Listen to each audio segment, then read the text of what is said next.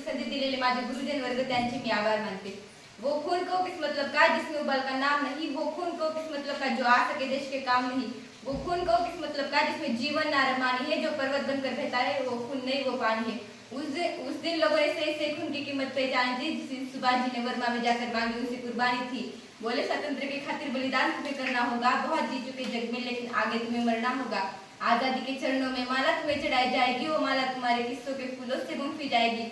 स्वतंत्रता का संग्राम कहीं पैसों पर किया जाता है, शीश कटने का सौदा देकर सर जला जाता है। अशानुबाहु सी करके वो बोले, रक्त तुम मुझे देना, बदले में भारत की आजादी तुम मुझसे लेना। हो गई सभा में उथल पुथल, सीने में दिल समाते, सो इंकलाब के नारे को सतत छाया देते। हम देंगे रक्त, रक्त बस ये शब्द सुनाई देते थे। रंग में जाने को युवा खड़े तैयार दिखाई देते थे। बोले सुभाष जी, वो आ गया जिसके तन में भारतीय खून बहता हो, वो आ गया है जो खुद को हिंदुस्तानी कहता हो, वो आ गया है जो खुद से हस्ताक्षर करता हो, मैं कफन बढ़ाता हूँ, वो आ गया है जो इसे हस्तगत लेता हो। सारी जनता हुंकार उठी, हम आते हैं, माता के चरणों में अपना रक्त बहाते हैं। उस दिन देखा साहस से भरे बढ़ते जाते थे, चाकू छुरी कटारों से अपना रक्त बहाते थे और उसी रक्त की शाही में अपनी कलम डुबाते थे और आजादी के पैमाने में हस्ताक्षर करते ही जाते थे।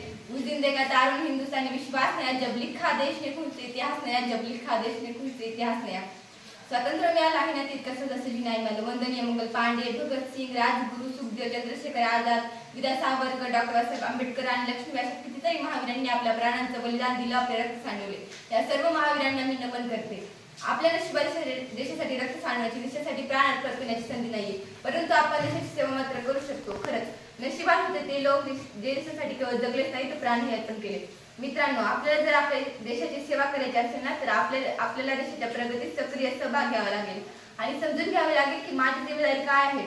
आणि एक गोष्ट लक्षात ठेवावी लागेल की हा देश माझा आहे आणि या देशातील सर्व लोक माझे आहेत आणि त्याच्यासाठी आपल्याला दिवसभर कष्ट करावे लागतील। आपल्या देशाच्या स्वप्नपूर्तीसाठी करोड राहत आहेत आणि आपला भारत देश प्रगतीपथावर चाललेला सुद्धा आहे। गेल्या काही वर्षांमध्ये आपल्या भारताची अर्थव्यवस्था ही जगातील 10वी अर्थव्यवस्था होती आणि आज आपल्या भारत देशाने इतकी प्रगती केली आहे की आज आपला भारत देश जगातील 5वी अर्थव्यवस्था आहे आणि आपल्या कार्यकाळात ही अर्थव्यवस्था आपण दुसऱ्या क्रमांकावर नेली नाही तर आपण खूप काय केलं हे समजू नका। आपल्या शाळेचे शिक्षक तिथं 5 तास शिकवायचं असेल तिथं ते 7 तास कष्ट करून शिकवतात, ही देखील देशसेवाच आहे।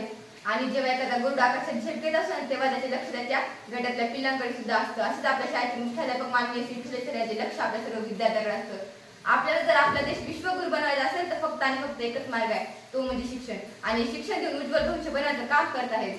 आपल्या सर्वांना माहितच आहे मध्यंतरी कोरोनाच्या काळात मृत्यूचं तांडव उठलं होतं, हजारो लोक मृत्युमुखी पडले होते। अशातच सर्वात खराब परिस्थिती अमेरिकेची झाली होती, तेव्हा अमेरिकेचे राष्ट्राध्यक्ष माननीय श्री डोनाल्ड ट्रम्प यांचा फोन आपल्या देशाच्या प्रधानमंत्री माननीय श्री नरेंद्र मोदी यांना आला। ते काय म्हणतात मित्रांनो, महोदय, कोरोनामुळे अमेरिकेची परिस्थिती खूपच बिकट झाली आहे। पॅरासिटामॉल या औषधाची खरंच खूप कमतरता भासत आहे, कृपया भारताने अमेरिकेला मदत करावी। यावर आपल्या भारताचे प्रधानमंत्री काय म्हणतात, ट्रम्प साहेब तुम्ही निश्चिंत राहा, हीच खरी वेळ असते एका मित्राने दुसऱ्या मित्राला मदत करायची। भारत हा लवकरातच पॅरासिटामॉल औषधी खेप अमेरिकेला पाठवेल। हे सांगण्याचं तात्पर्य एकच, अमेरिका हा जगातील 1 नंबरचा देश। आजपर्यंत तो इतर देशांना मदत करायचा, पण आज दिवस कसे बदलून आले पहा ना। आज आपला भारत देश अमेरिकेला मदत करतोय, हे सांगण्याचं तात्पर्य। यावरून एक गोष्ट लक्षात येते की आजचा भारत देश हा मदत घेणार नाही तर मदत करणारा बनला आहे। आजचा भारत देश हा नवीन भारत देश आहे। संपूर्ण जगाचं लक्ष आपल्या भारत देशाकडे आहे, पण कोणी याला शांत प्रिय मुन्याच्या वाटेला जाऊ नये, कारण आता घुसायलाही घाबरत आहे आणि घुसून मारायलाही घाबरणार नाही। बोल